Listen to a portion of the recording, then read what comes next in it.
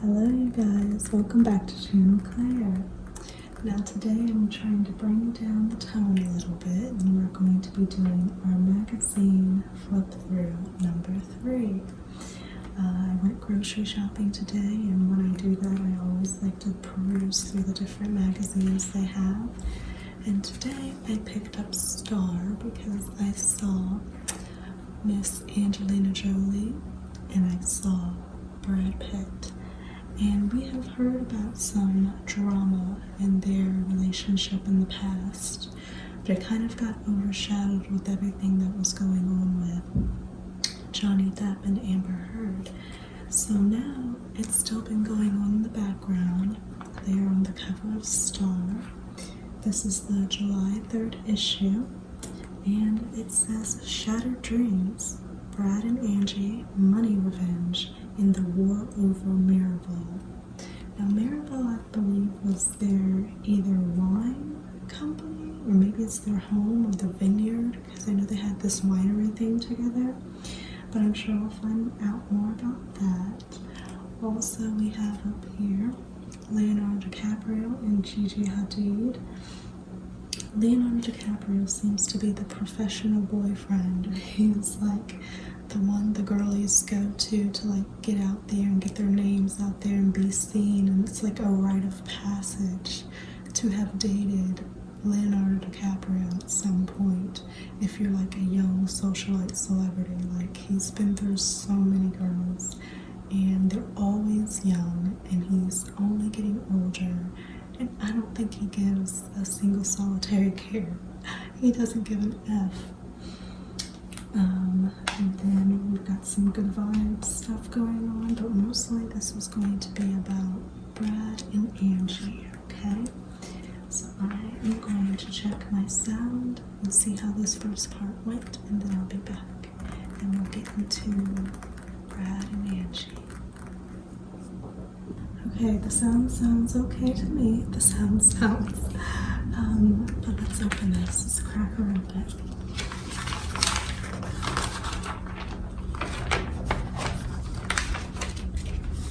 Front page, we get Star Scoop. So this seems like the battle of the Presleys are still going. The women underneath the Presley family, they're still fussing about the money, but it says here Riley pays up. Elvis's granddaughter retains control over her late mother's estate, but family peace comes with a price tag, so compromise can be costly. According to court documents made June 13th, Riley Kehoe and Priscilla Presley have resolved their dispute over family trust following the January death of Elvis Presley's only child, Lisa Marie Presley, at the age of 54.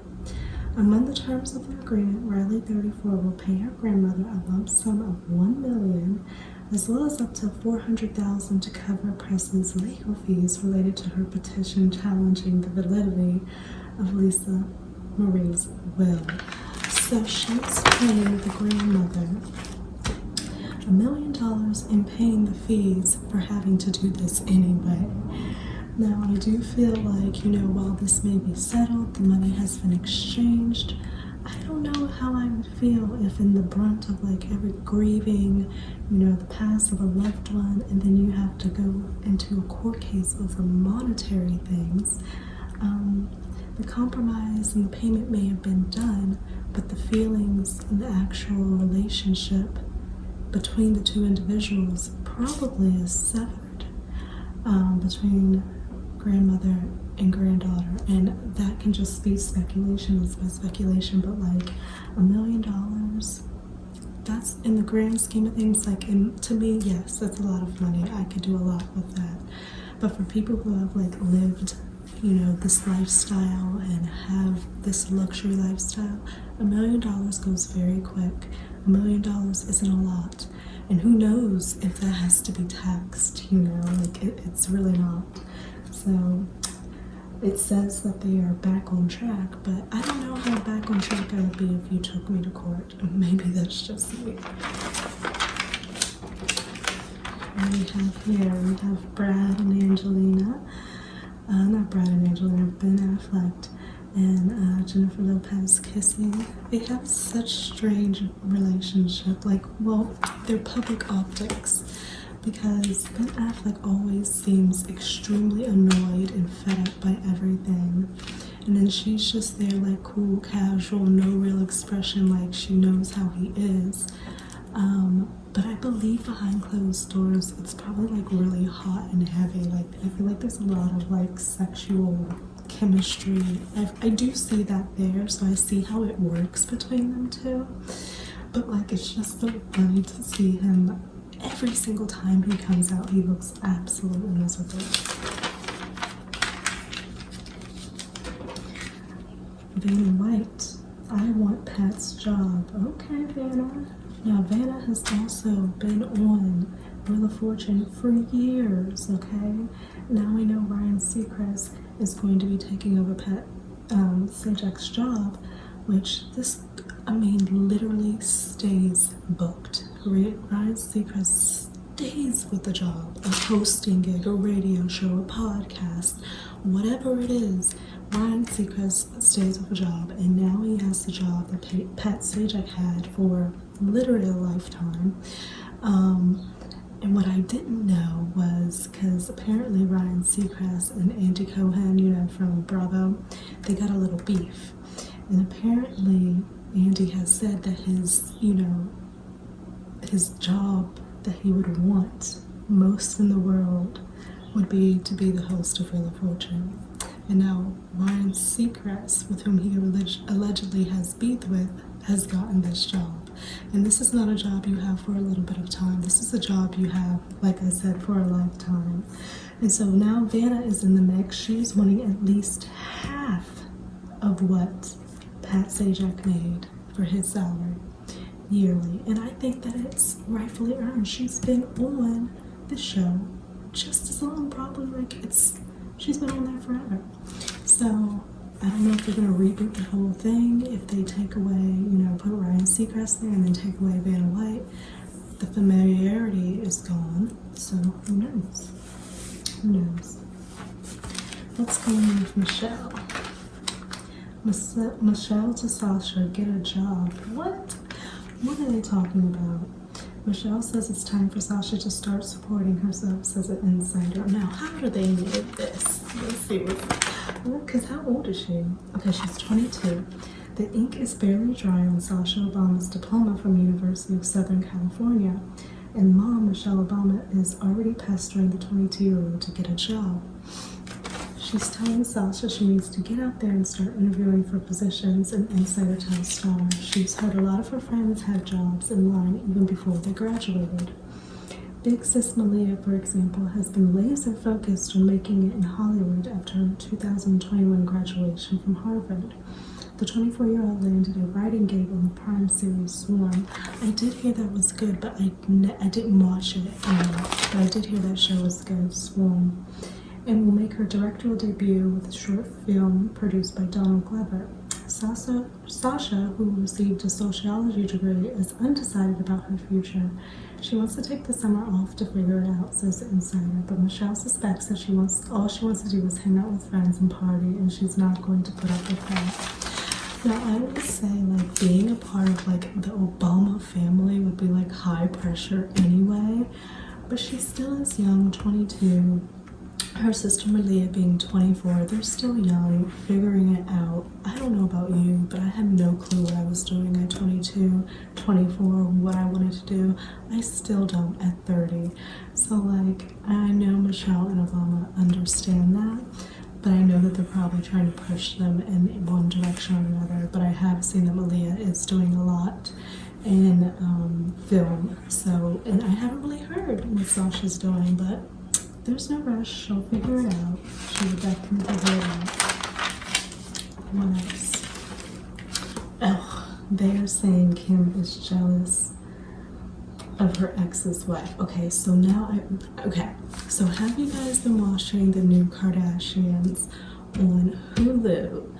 Apparently there is major beef with Kim and Kourtney. Kourtney feels like Kim has like taken her whole like wedding aesthetic and used it for the Dolce & Gabbana campaign and made money off of it.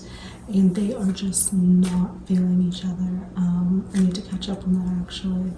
But now we know that Kanye is remarried to this one chick, and so her name's Bianca. I've been seeing pictures of them out, and he's been dressing her in the similar way that he would be dressing Kim. So he picks women as like these muses and like dresses them up in outfits and puts this on them and does this to them and gives them these different styles and stuff. So what he did to Kim, he's now doing to this one girl, and they're saying that Kim is now jealous of Kanye's ex. Now, I do not see Kim the Kardashian being jealous of this Bianca Censori. I just don't see it. But I do know whatever went down between Kim and Kanye, like she held it down and kept it so cute and like professional and stayed above it all, because there was so much she could have said. There's so much she could have done when it comes to Kanye, how he was talking out of the side of his mouth, all the inappropriate remarks he was making about Jewish people and just everything in general, telling stuff about their children, putting that online. And she really stayed above it all. I don't see her being jealous. But it says, no wicked stepmother here. On June 10th, a smiling Northwest was spotted walking hand in hand with her father, Kanye West's new wife, Bianca Censori, heading to the rapper's 46th birthday party in LA. The 10-year-old's mom, Kim Kardashian, was not pleased. Kim thinks Bianca is getting too close to her daughter, and insider tells Star she's definitely jealous. Inside the bash, the Architect 28 and the schoolgirls sing along to Ye's Off the Grid. So she's an architect? I did not know that. So they're trying to say that because North went to the birthday party with Bianca, Kim's jealous. No, I don't see that. I don't see that.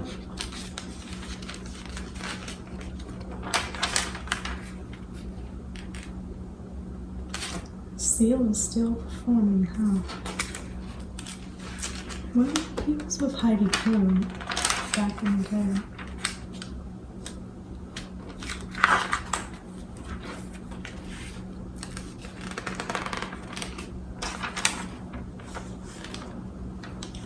Jennifer Lawrence has really been, I don't know if you guys have been seeing her on Twitter. She's been making her rounds for like different press for her movies, and her looks have been on fucking point.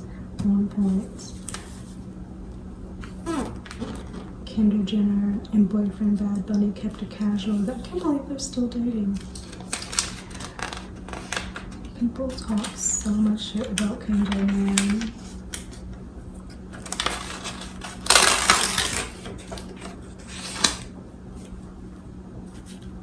It was Pride Month this June, so they're giving a shout out to Janelle Monáe, who has been sharing it all on just in general. She's just been sharing a lot of herself. But there's people out here celebrating. We've got Jason Aldean here. I went to a concert once. Jason Aldean, don't ask me why. We've got Alicia Keys. I haven't seen her out much, but here she is. She has like these little twists. That's her there. I haven't seen her out in a minute. Jake Gyllenhaal. He's another one like Leonardo DiCaprio that has like dated a lot of the young girlies. He did date Taylor Swift, and I think she wrote many songs about their courtship. Star normal or not. How do you guys feel about Bethany? A lot of people don't fuck with Bethany. I think she has a big mouth and she talks too much. But I grew up watching Bethany on Real Housewives, and she was always one of my favorite housewives because she's witty, she's a businesswoman, and she always had a good comeback. Like, no matter what, like, the girls would become, like, she always had a good comeback. And I love when people can, like, think on their feet and, like, just come back and snap back like that. I think it's such, like, a talent. Because me, I'll be in something and then I won't think of a comeback to say until the argument's already over. And then I'm like having the argument in my mind by myself. Stupid.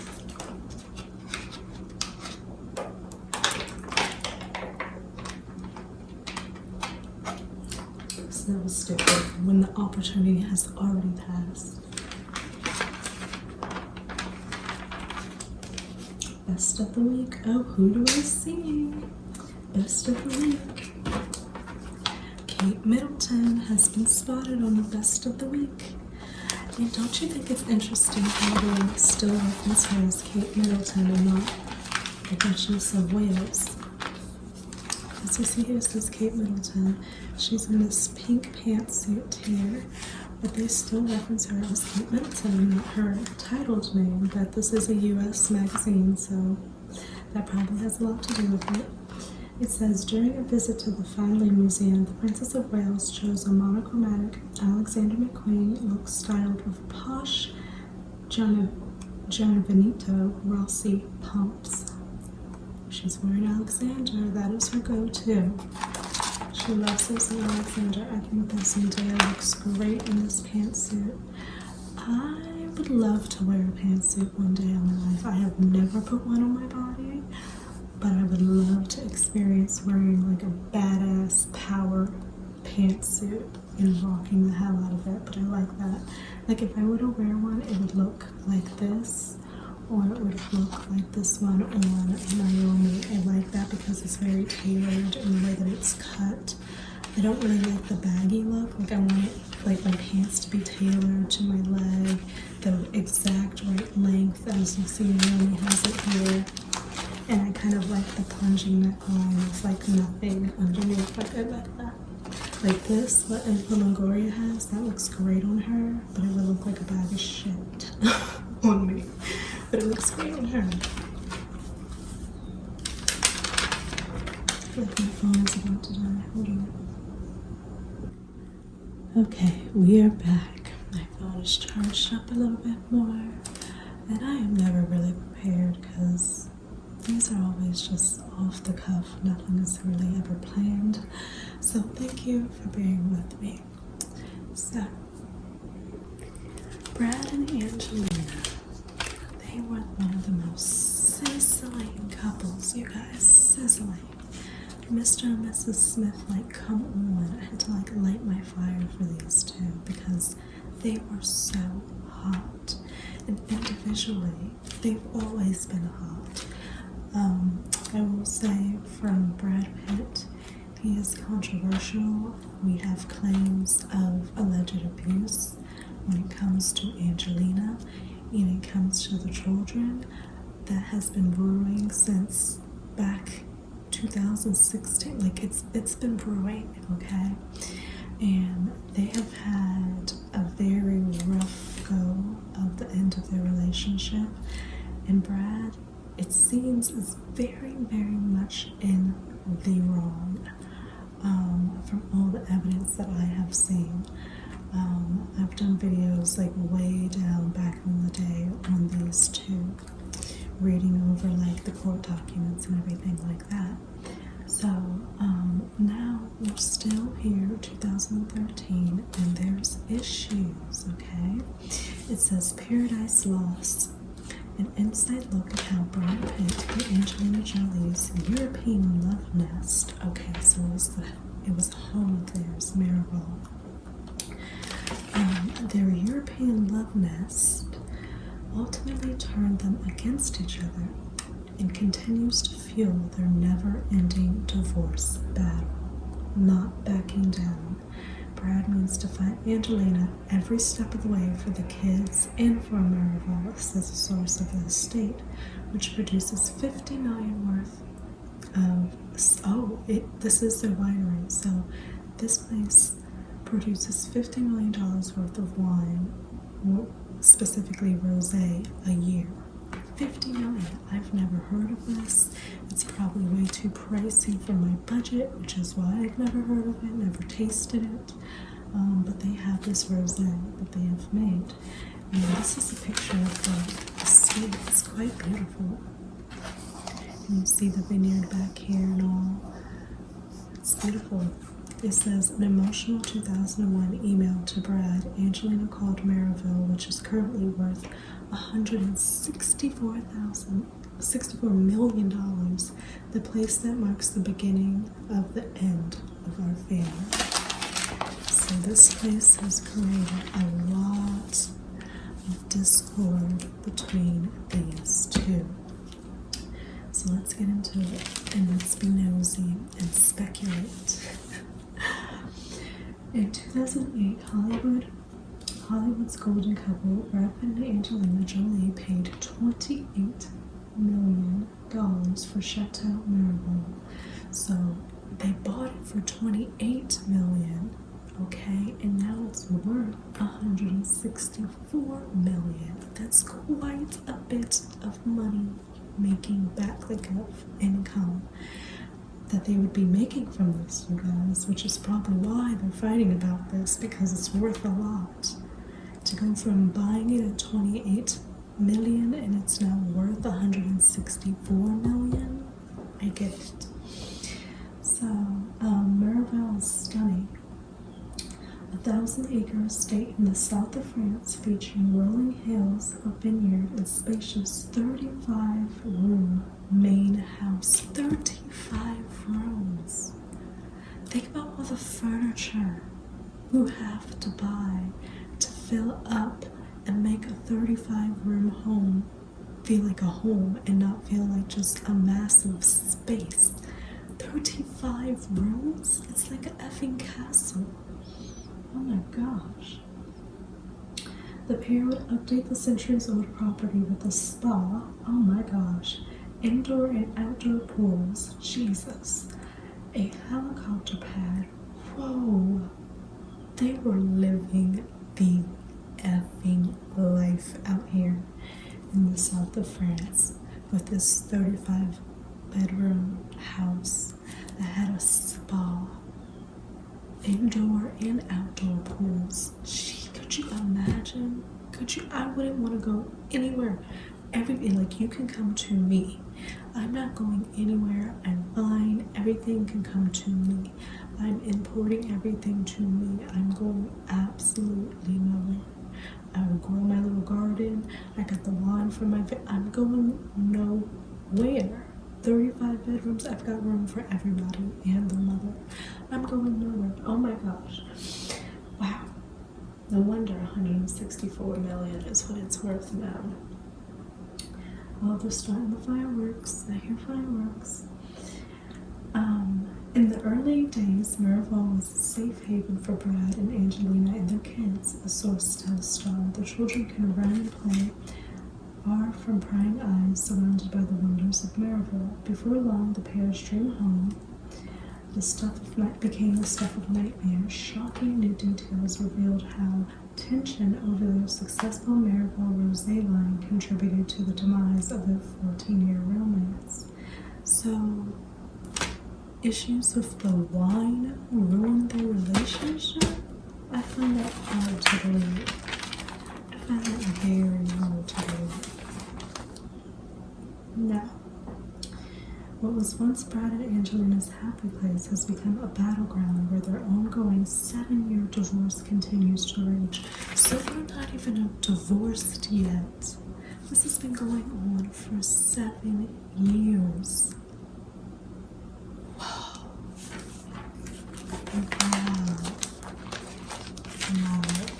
I didn't know it had been that long. Where was I? In 2022, Brad, 59, sued Angelina, 48, for selling her stake in Miraval to a Russian billionaire. She filed a cross-complaint outlining Brad's alleged abuse during the fateful 2016 plane incident. Yes, I read that. I remember that.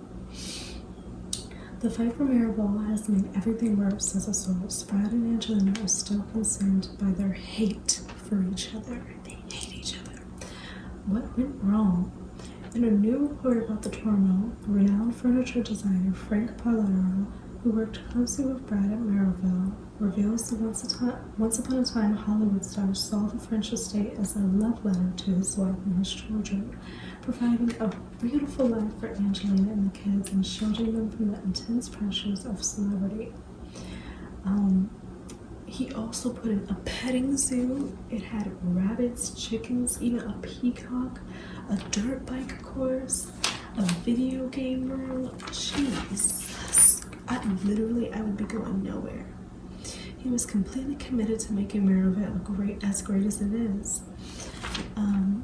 For his own entertainment, he turned it into a modest winery and was hands-on launching Maryville Rosé in 2013 with his future business partner, winemaker Mark Perrin. So I guess this was Brad's idea when it first came apart, because he needed something to do out of the house while the kids are doing all of their stuff. Angelina's at the spa, the indoor outdoor pool, and he needs to have a winery. Like, could you imagine? Wow. So they're saying that it's been tit for tat for them. Things came to a head, of course, aboard a private jet in September 2016 after alleged domestic violence. Angelina filed for divorce 5 days later, and an investigation resulted in no charges, but Brad was required to have supervised visits with the kids. The pair have been locked in a bitter legal war ever since. Maryville became a flashpoint in 2001 after they agreed Brad would buy Angelina out for $54.5 million. Even now, impossible to write. The money that is just being. So they're fighting over this damn house. But I haven't known that they started back in 2005 when they started filming Mr. and Mrs. Smith. And now they had all these kids, made a dang old wine business together, and now this. Sometimes I'm like, do I give up on love? Do I give up on love? I don't know, but that is just complete madness. And it's 7 years that they're still going through this. And Leonardo DiCaprio is way too effing old to be dating these young girls. Like, it's just not even cute anymore. Leo and Gigi, it's love. No. He's 48, she's 28. What do they even have to talk about? He thinks she's a challenge. And this relationship is fiercely private, and they're taking it very, very slow. Like, just not. Just absolutely not. I like Jennifer Coolidge. But yes, that's primarily what I wanted to say today. And I will check back with you guys a little bit later. I hope that you have enjoyed this magazine flip through. And I will come back and do some more stuff. Maybe we'll get into it. I hope you've enjoyed, and I'll see you later.